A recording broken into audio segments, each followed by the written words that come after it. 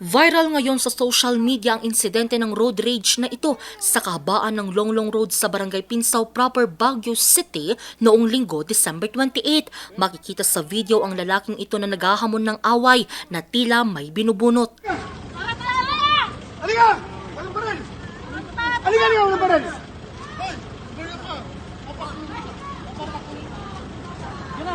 Kuya Bong, takbo ka nga dun. Ayon sa may-ari ng video, nakaaway daw ng SUV driver ang parking attendant ng isang pasyalan sa lugar. Ang road rage, nag-ugat ng magmatigas ang driver ng SUV na alisin ang kanyang sasakyang nakahambalang sa parking ng pasyalan.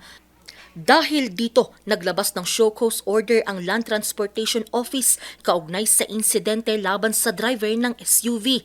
Ayon sa ahensya at batay na rin sa inisyal na investigasyon, makikita ang agresibong asal ng driver ng SUV na nagdulot ng panganib at paglabag sa batas trapiko. Dahil dito, inatasan ng LTO ang driver ng SUV na humarap ang may-ari at driver ng SUV sa Intelligence and Investigation Division sa January 8, 2026. Sinuspindi rin ng ahensya ang lisensya ng driver sa loob ng 90 araw at inatasang isuko agad ito sa opisina ng LTO. Samantala, isinailalim ng LTO sa alarm status ang driver ng SUV habang nagpapatuloy pa ang investigasyon.